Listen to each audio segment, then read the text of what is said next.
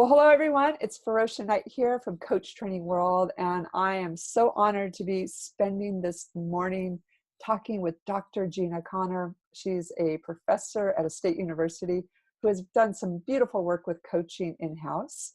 So thank you, Gina, for being part of our inspiration and also our education for those who might want to walk in a similar path to you. Thank you so much for having me today. This is really exciting to be talking to you about this.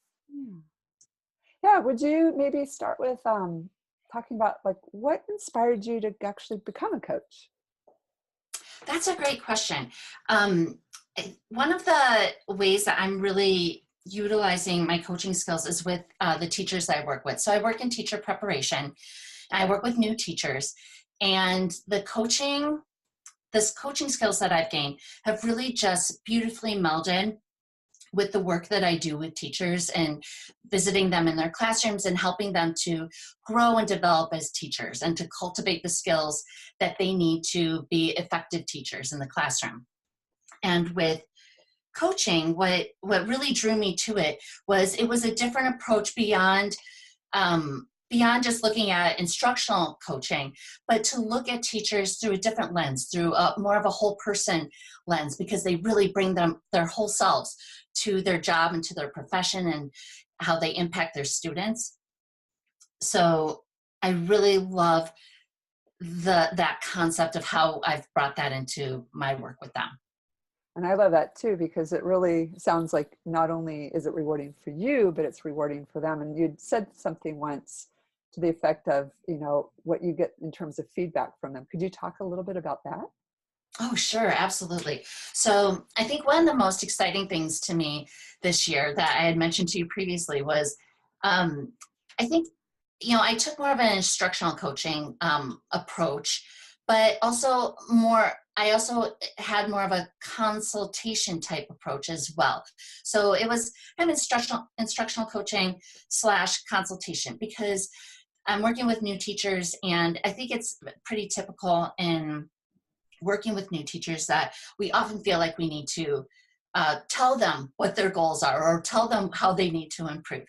And this past year, as I've really taken a different approach with working with teachers, building on the instructional coaching model, but also bringing in a whole person perspective and really trying to dig a little bit deeper into their beliefs and their values and how that informs them in their own teaching practice, as well as helping them with issues that I've never really delved into before, like life balance and leadership and kind of systemic issues like within schools and organizations and things like that.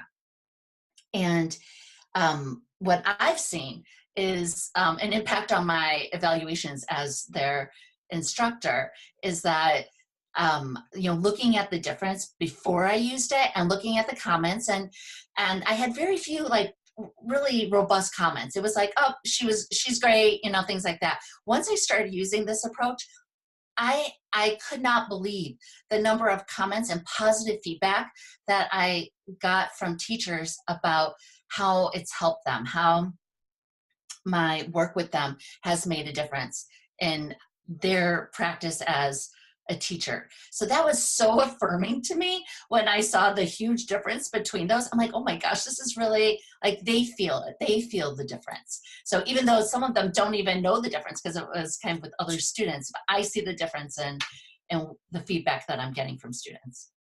And I can tell that really feels good for you to not only know that you're making an impact, but also seeing them grow in the process. Oh, absolutely. It's so, it just made my heart so happy to hear that they the trust that's there and the support and how they're growing and the efficacy that they're feeling in their own practice and in their own lives is very, very rewarding. Aw. So I'm curious because you work with a very specific population in a very big, school. When you think about what you're doing with this group, can you imagine that growing into helping other people in other ways within that system? I think that's a really great thought, and something that I'm really working on currently in my organization is especially over the past 6 months or so, I've kind of shifted into a mindset of intrapreneurship in my organization and how I can be a change agent and influencer in my organization by integrating more coaching skills and more of a coaching approach with some of our teachers. Because I know that right now our system doesn't require that. This is something that I'm bringing in, but I also see and feel the impact with teachers. So it's something that I'm looking at conducting some research about, because I think, especially in the context of a university, especially a Research One institution, research is valued highly. And as we look at what creates impact, through our actions and through our research, I think having that research for me is very critical to bring that to my team and to look at how we might consider, how do we expand this? How do we continue this work through the work we do together as a team with our teachers? So that's my approach right now. And I'm really excited to do that research and so as I'm developing my research proposals right now, I'm excited to carry that through this year and to really have a larger impact on more teachers. Mm. Well, and what a wonderful place to be able to demonstrate the value and the return on investment of coaching and to already see the success, from your firsthand experience. Right. A lot of organizations now are moving into what's called a coach-like culture. Mm-hmm. And a lot of that is interpreted in many different ways. And what I'm hearing is, you're really bringing in how people interact with each other to almost bring out the best of each other by being their best. Yeah, absolutely. Yeah. So what would you say is one of the most rewarding things about coaching in general for you? Maybe something that was unexpected.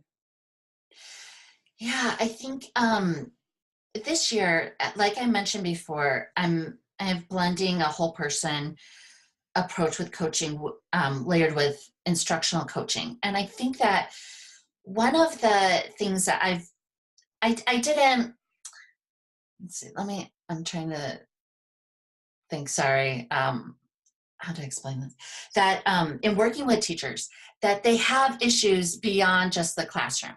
So for instance, I have a teacher this year who she has kids, she had to have surgery, she has a lot of things going on in her life, and plus she works in a very demanding special education placement in her school working with kids with autism. And one of the challenges that she was experiencing is really just, balancing and juggling all these pieces of her life. And in talking to her, and she's an excellent teacher, but, as she goes through, teacher burnout is a very real thing. Teachers burn out, and they're some of the hardest working people, out there. And it can be hard to be a teacher, but especially when you have these additional challenges. So really working with her to first, beyond the instructional piece, but to work with her on what are some solutions? How can we help you move forward through your goals so you don't feel so stressed and so drained by life and by work and whatnot. So I think one of the real benefits of this that has been surprising to me has been spanning out beyond just the instructional lens to looking at someone as a whole person and the challenges of their real life that impact who they are in the classroom and their effectiveness in the classroom as well. Absolutely. So what would you say is something that would be really important if someone was going to go into doing something similar to what you do, maybe bringing coaching into their workplace? What would you say would be the most important for them to think about? What's some considerations? I'm giving you some tough questions, I know. That's okay. No, I think that's a really good question, because I think as I've really been delving into this more this year, the things that I've really found beneficial, I think it's important, number one, to understand effective instruction as for coaching, but beyond that, I feel like that's the foundation. But then beyond that, I think it's very important to understand adult learning, how adults learn, what's most important, in adult learning, being able to look through a lens of systems thinking, because especially in education and many organizations as well, it's really a larger system, and being able to look at that system and look at situations through that lens is important. Also, being able to look, have a perspective of the whole person. I think that's really critical. And as part of that, I think we have to really listen to the beliefs, the needs, the roles, the values of the people that we're working with, in order to be effective with them on a larger scale, no matter what, no matter what their profession, what their goals are, that you have to have that as kind of your central focus of who they are as an individual and what their needs are and who they are as a person, in order to help develop, whether it's leadership skills or life balance skills, or moving towards goals that they have and, in their profession. Absolutely. And, just kind of recapping what I'm hearing is that you really understand the whole person. Mm-hmm. You understand the system itself. You understand how people learn. Mm-hmm. And you also understand, kind of just what I would say, the interrelated nature of almost everything. How's that for vague? At least in the container. What would you say would be true in terms of the person's personality? What would they be bringing, as the change maker? Like, what would be important? I think being a good listener, but also being supportive and being there with your whole heart, and really being willing to be open and be honest and help tap into the resourcefulness and the innovation of the individual that you're working with. I think having passion for what you do is critical. I think a lot of it, I think, so often comes down to deep listening, of being a deep listener to other people and what they believe, their mental models, and helping to and being passionate about moving that person in the direction that they want to go to in their life and in their profession. Absolutely. And I so can feel your passion. Thank you. Yeah. Well, I'm so appreciative that you were willing to kind of take some time with me and share what it's like to be on the inside. I know there's a number of people that want to become entrepreneurs as coaches, but there's also a lot of people that are really curious about, like, what is it like to use these skills as the coach inside the organization, but also organizations like, well, what could I leverage coaching, and why would I even want it?